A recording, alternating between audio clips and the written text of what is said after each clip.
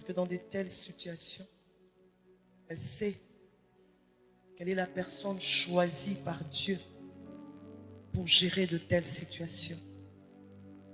Elle n'ira pas dans le sens des enfants, mais elle fera ce qu'il faut pour que la situation ne tourne pas au vinaigre.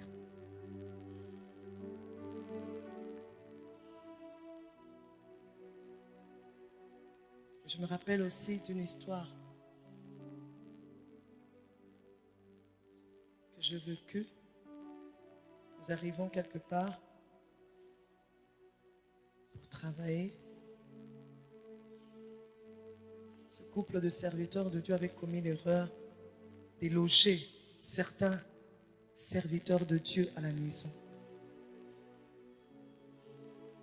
Et les enfants avaient des attitudes.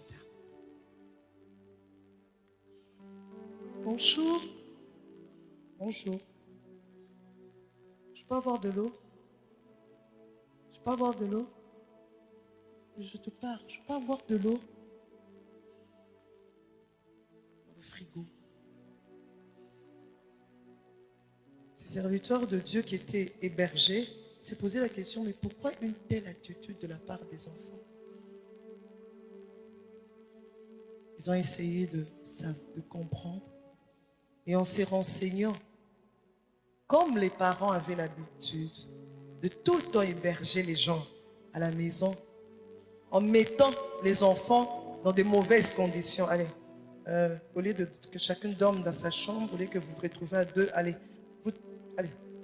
dormez au salon, ce sont des grandes personnes, laissez ces personnes dormir dans vos chambres. Bon, une fois ça passe, 2 fois ça passe, 3 fois, mais quand ça devient une habitude, la femme souffre.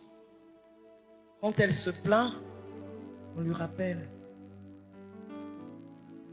l'œuvre de Dieu doit avancer. Nous sommes prisonniers de l'évangile.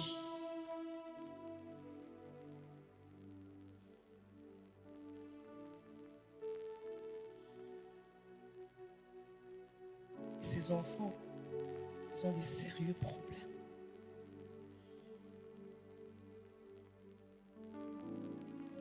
Dans les prochaines séances, je donnerai des conseils et des recommandations par rapport à de telles situations, comment il faut faire, quelle attitude avoir. Je suis passée par là.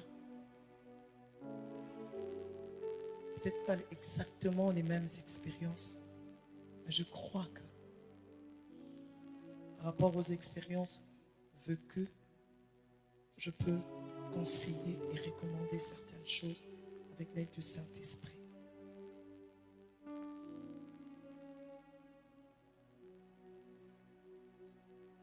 La femme du serviteur de Dieu souffre aussi du fait que son mari n'est pas impliqué, totalement impliqué dans l'éducation des enfants, dans la discipline des enfants. Il y a une femme de serviteur de Dieu qui dit, mon mari est tout le temps parti. J'ai l'impression que je suis la seule à éduquer ses enfants.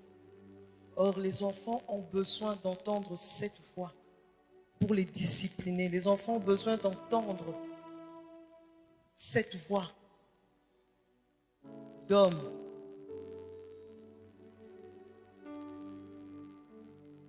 Pour être mieux formés.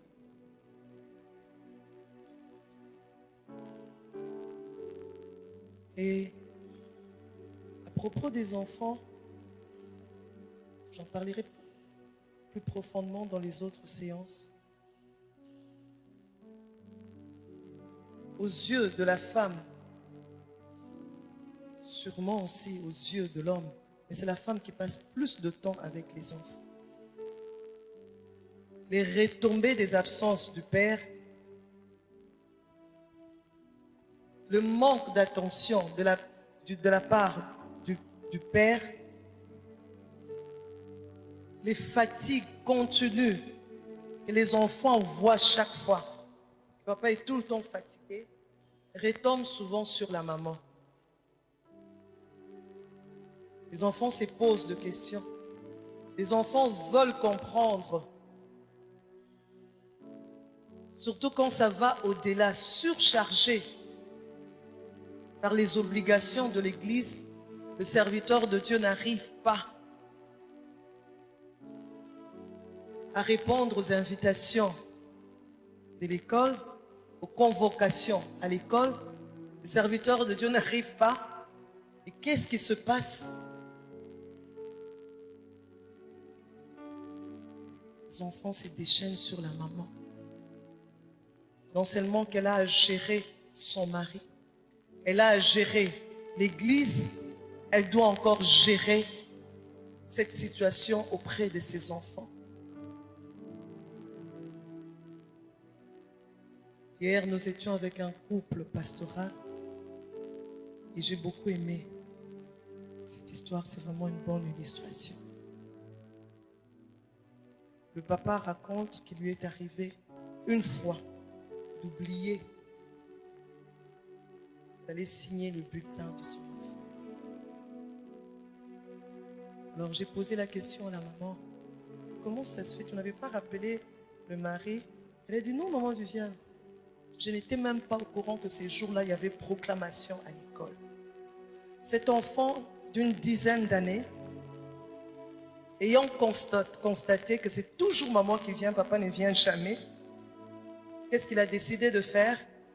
Si je dis à maman, c'est maman qui viendra. Alors je ne dis rien à maman. Tout droit vers papa. Papa, tel jour, il y aura proclamation à l'école et on a demandé aux parents de venir pour signer les bulletins. Et comme la maman n'était pas au courant, elle n'a pas pu rappeler, elle n'a pas pu faire un suivi. Et les papas avaient oublié. Gloire à Dieu. Il s'est amendé. Il a compris qu'il était appelé à faire des efforts.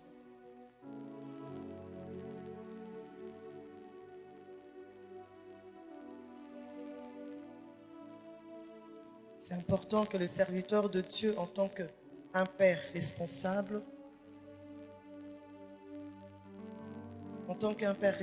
puisse passer le temps avec ses enfants, passer des vacances ensemble, être présent à table avec ses enfants, prendre le temps de parler avec les enfants, chercher à savoir ce qui se passe dans la vie de ses enfants, ce qui se passe à l'école, ce qui se passe à l'église, à l'écodie,